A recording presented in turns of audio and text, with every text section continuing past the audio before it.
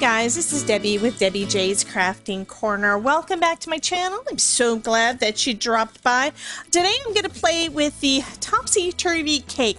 Now I'll be honest with you, all I was doing was just die cutting because I don't know what I want to make, and then I started playing with this and I was like, I want to make a cake. So I figured I'd go ahead and turn on the camera and make this one with you guys. I've already die cut out most of the pieces, pretty much all of the pieces for the cake.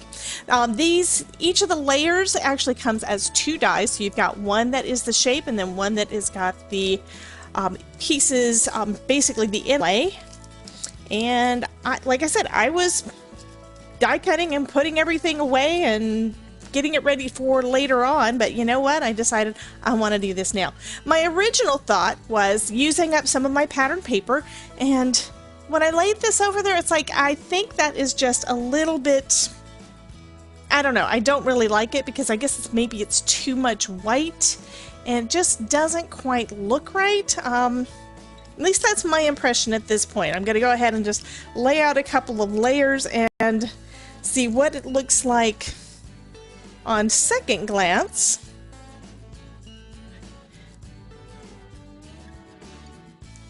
Actually, it may work. So I was also thinking it would look good the opposite way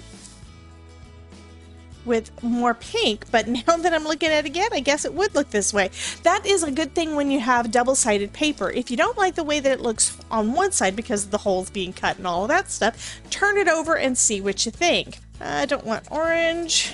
I think I'm going to go with this one. So I think that's going to be my background. So next I'm going to just need to make sure this is what I want it to look like. Do I want it with the stripes, the pink stripes, or do I want it with the mostly solid? So this is one version. Okay, that looks okay. And then if I turn it over,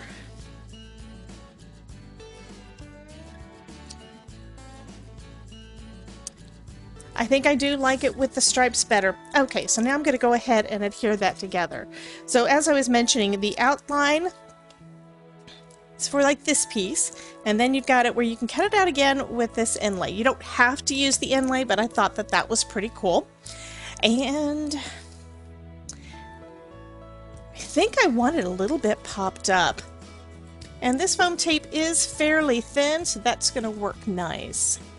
Okay, so then I can make sure that it gets popped up nicely. I am going to trim this.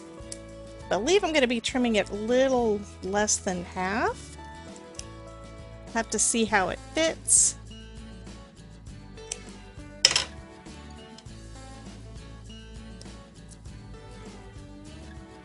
Okay, and you can't really, well, yes you can. I don't like that you can see it. Darn it.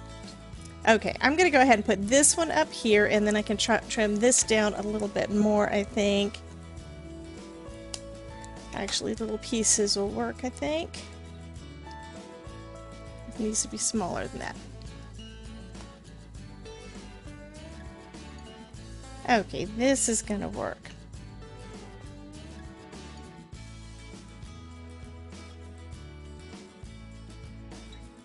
And I'm just burnishing it from this side to try to make sure that it adheres well on the other. Next I'm going to just take off some of the, all of the release paper.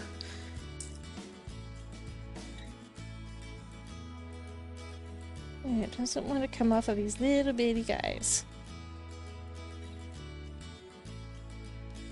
Okay, and then I can just line that up with the other piece. So the white's going to show through, but there's going to be that little bit of shadow from that little bit of dimension. Oh, I love that. Okay, now I need to do that with the rest of the layers.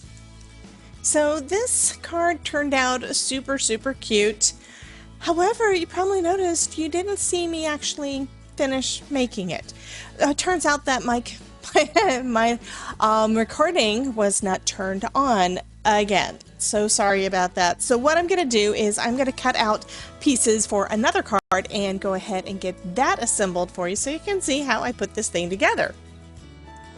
Okay, so now I'm going to start assembling my little tiers of cake. Now the way that I did this is I'm adding some foam tape to the back, and what I found is probably the easiest way to make sure I get the correct width for most of these pieces is to cut the pieces about the width of the blade of my scissors, actually. So if I cut it like right about, let me do that again, right about there, gives me this little tiny sliver that I'm able to fit in between lots of places. Now some of these that I started off with, I was doing a little bit thicker. These are actually a little bit thicker than that, but then I can just place them pretty much anywhere that I want and make sure that I've got that little layer of foam. I've never, in all of my crafting, I've never tried to cut the pieces that thin.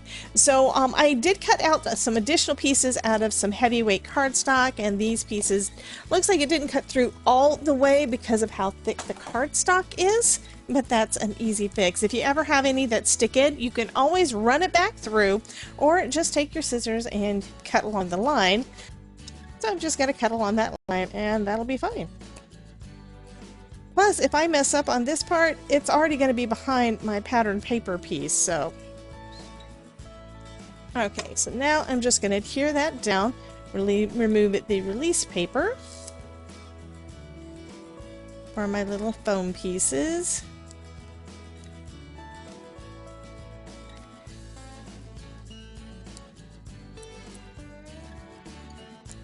And then line that up.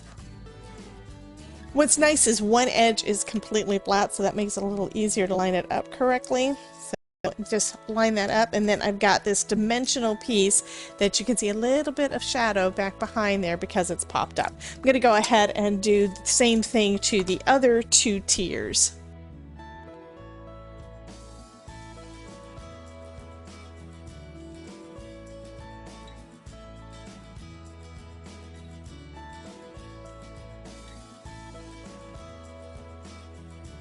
That looks awesome.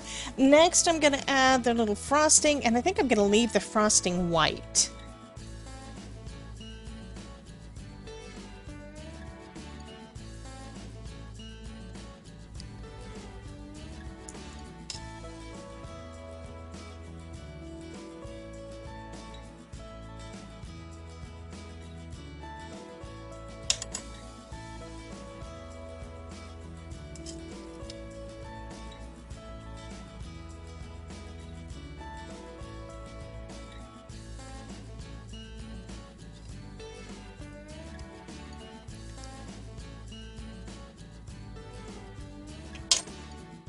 Okay, and then I can start adhering these guys together.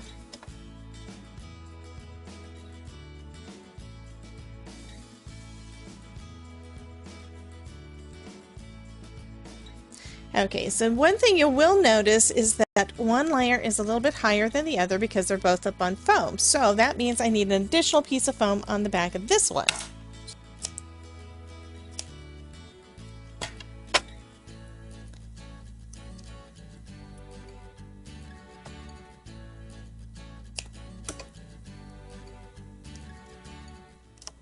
So now it'll lay flat. And we're going to go ahead and do this same thing with my top tier, and you can go as high as 5 tiers, I believe, on this one if you use, the same, one of each time. Okay, it's designed to go 5 tiers high, and that's for a slim line, but I'm just sticking with an A2 size. So just like the last one, this piece is not nearly as tall enough, so I'm going to do some double layer. And all I did is I folded over my foam tape, so now it's 2 layers thick, and now I can just add that onto the back of my cake, and then it will lay down flat on my cardstock. So I was debating whether to use the back, but I don't really like that orange to go with the pink. So instead, I'm going to use this other confetti down here at the bottom, and I think that's going to put a really good contrast on it. And I kind of like that gradient look there,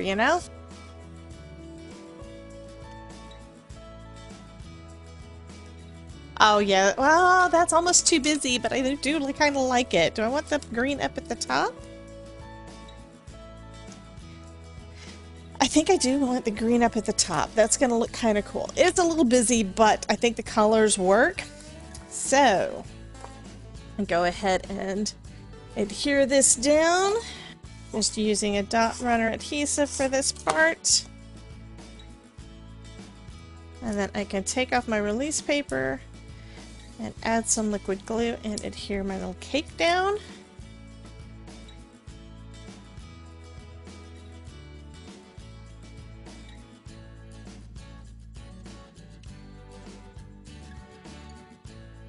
And I'm going to have it up more into the green so there's that little bit more contrast. Okay, so that looks kind of cool. I do have these other little bits here. These are like some little, I don't know, party picks, I guess?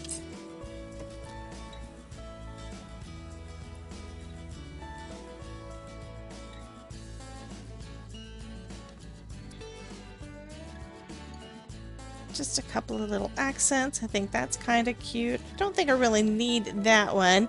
And then I'm going to grab out a sentiment out of my sentiment binder. I am starting up one of these because I think it works really nice. And just make a bunch of sentiments when you're good to go. Like when I have a foiling session and lose control. Anyway, I'm going to use this foiled Happy Birthday. It's from another one of the new sets.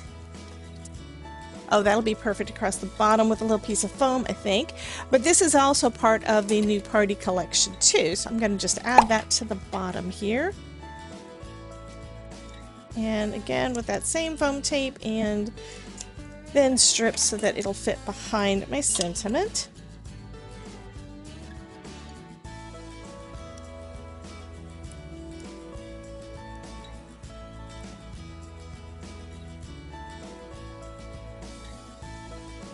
Okay, and that's going to finish up this card.